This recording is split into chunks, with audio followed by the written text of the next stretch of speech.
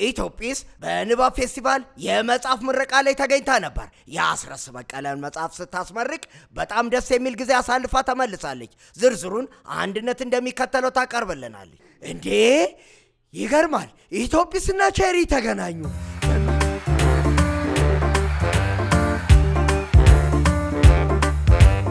ልጆች ልጆች ልጆች እንጫወት እንጫወት ልጆች ልጆች ልጆች እንጫወት እንጫወት አንድ ሁለት ሶስት ከቲቲሎ ጋር ጆን በላንድ ላይ ጨዋታ መጫወት እኔ ደስ ይለኛል።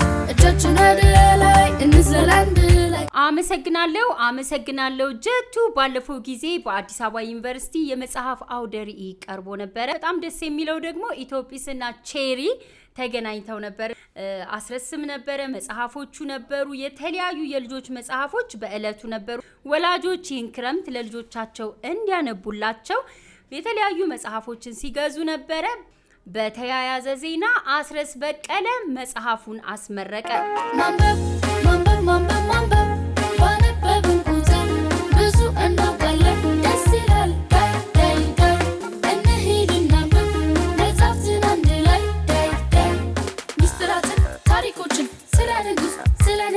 ብዙ መጽሐፍ አለ፣ ብዙ ምርጫ ትልቅ ዓለም የማይጠገብ ጣፋጭ የተረተለ ደስ ቤቴል ቆምላቸው እባላለሁ። የማርሲላስ ደመላሽና የማርኮን ደመላሽ ወላጅ ነኝ። ያው እንግዲህ ወላጆች አሁን ጊዜው የክረምት ጊዜ እየመጣ ነው። ትምህርት ቤት የሚዘጋበት ጊዜ ስለሆነ ልጆቻችንን የተለያየ መጽሐፎችን ገዝተን እንዲያነቡ ብናደርግ። ስሜ ልዕልና ይባላል። ስሜ ክርስቲያን ይባላል። ክረምት ላይ 5 መጽሐፍ ከ10 በላይ መጽሐፍ አነባለሁ። እናንተም አንብቡ።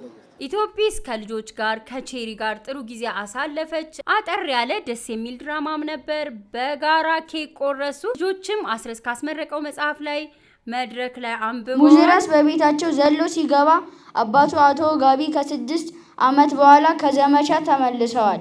አቶ ጋቢ ሙዝን እንዳዩት የኔ ልጅ ብለው አቀፉት። እኔ በጣም አምራለሁ።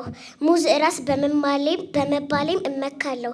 ሸፋፋ በሆንም ኳስ እጫወታለሁ። ደግሞ እሮጣለሁ። በእጅ ጣቶቼ እሰራበታለሁ።